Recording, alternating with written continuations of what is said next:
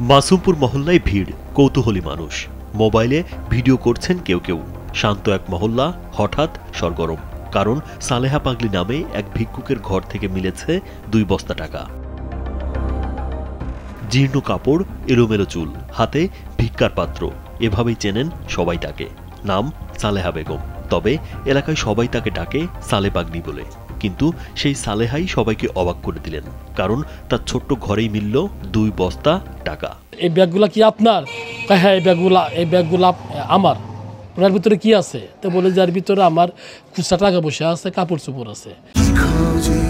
Sensation classic strawberry ও coffee ভ্যারিয়েন্টে 50 টাকা, 1 টাকার coin, 2 টাকার কয়েন, সারাদিন অক্লান্ত পরিশ্রম করে তারা এই টাকাগুলার সেবারে ভাগ করে একটা অঙ্কে নিয়ে আসে। বৃহস্পতিবার দুপুরে শুরু হয় টাকা গোনাগুনি। কেউ ভেবেছিল হয়তো কয়েকশো টাকা হবে, কিন্তু ঘন্টার পর ঘন্টা গুনেও শেষ হচ্ছিল না সেই টাকার স্তূপ। 1, 2, 5, 10, 20, 50, 100 থেকে শুরু করে 500 টাকার নোট সবই ছিল বস্তায়। 5 ঘন্টা গণনার পর সব মিলিয়ে 1,26,253 টাকা পাওয়া গেছে। এছাড়াও অনেক টাকা নষ্ট হয়ে গেছে।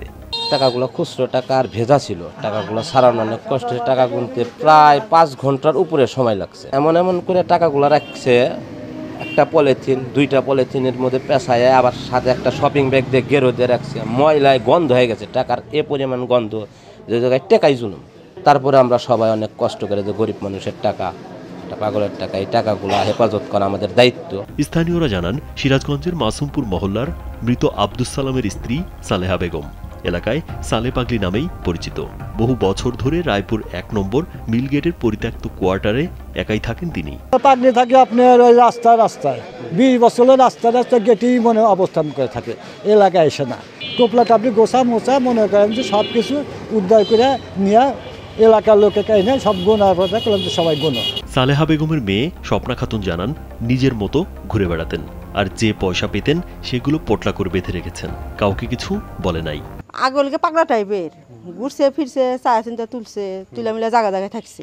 মেলের ভিতরে মেলা দিন ধরে থাকলো, টাকা পয়সা থুইছিল, তাই যে ব্যাগ নষ্ট হয়ে গেছে। খবর পেয়ে ঘটনাস্থলে গিয়ে ঊর্ধ্বতন কর্তৃপক্ষের সঙ্গে আলোচনা করে সালেহা বেগমের একমাত্র ওয়ারিশ মেয়ের জিম্মায় টাকাগুলো দেয়া হয় বলে জানান সদর থানার উপপরিদর্শক পতিন কুমার বণিক।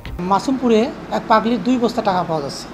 আমি ঘটনাস্থলে তৎক্ষণাৎ যে উপস্থিত হই, সে থেকে উপস্থিত জনতা কিছু টাকা, ওই পুরাতন টাকা, ছেঁড়া পাটা, এই টাকাগুলো নিয়ে ব্যাগের মধ্যে, অনেক শপিং ব্যাগের মধ্যে সবগুলো গুছানো ছিল।